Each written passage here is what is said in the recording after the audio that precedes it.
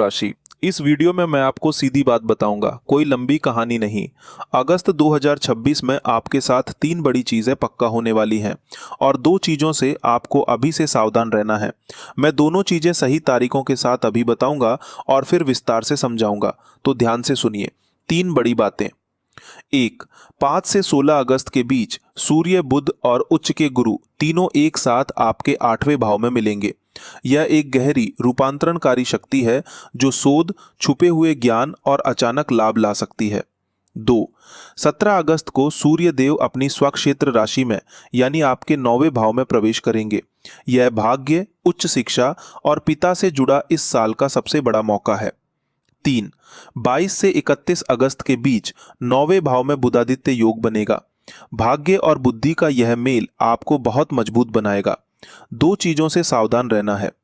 4, शनि देव आपके 4थे भाव में वक्री बैठे हैं। घर, माता और संपत्ति से जुड़े मामलों में जल्दबाजी से बचें। 5, राहु देव आपके 3रे भाव में है। किसी भी बड़े वादे या यात्रा से जुड़े फैसले में थोड़ा सोच समझकर आगे बढ़े। अब मैं आपको यह 5 बातें तारीख दर तारीख पूरे विस्तार से समझाता हूं, क्योंकि टाइमिंग ही सब कुछ है। आपके लग्नेश स्वयं गुरुदेव हैं, ज्ञान, धर्म और विस्तार के स्वामी। अगर आप मूल नक्षत्र के हैं तो इस महीने गहरी सच्चाई और आत्म खोज आपके लिए जरूरी होगी। पूर्वाषाढ़ा नक्षत्र वालों के लिए शुक्र का आत्मविश्वास और ऊर्जा बहुत मजबूत रहेगी और उत्तराषाढ़ा नक्षत्र वालों के लिए सूर्य की नेतृत्व क्षमता चरम पर होगी। 1 अगस्त महीने की शुरुआत। सूर्य और उच्च के गुरु दोनों आपके 8वें भाव में हैं। गुरु 2 जून 2026 से यहां हैं और 31 अक्टूबर तक रहेंगे। शुक्र कन्या राशि में आपके 10वें भाव में है। शनि मीन राशि में 4थे भाव में वक्री है। 2 अगस्त को मंगल देव आपके 6ठे भाव से निकलकर 7वें भाव यानी मिथुन राशि में प्रवेश करेंगे। इससे रिश्तों में जोश और स्पष्टता आएगी। 1 मिनट रुकिए, मैं आपसे एक बात कहना चाहता हूं, बिल्कुल दिल से। इतनी मेहनत से हर महीने मैं आपके लिए यह रिसर्च करके आपकी राशि का हर पहलू समझकर यह वीडियो बनाता हूं, लेकिन अभी हमारा परिवार बहुत छोटा है, सिर्फ 40 लोगों का।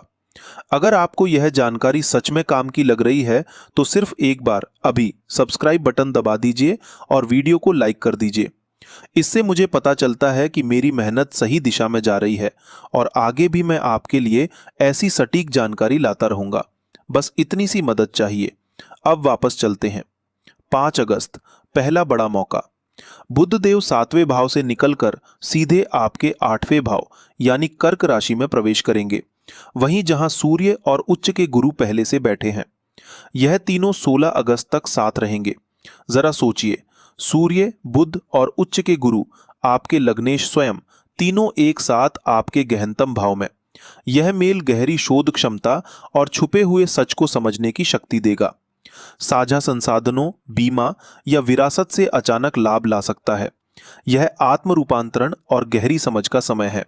ध्यान दें, गुरु की 9वीं दृष्टि सीधे आपके 4थे भाव के वक्री शनि पर पड़ रही है।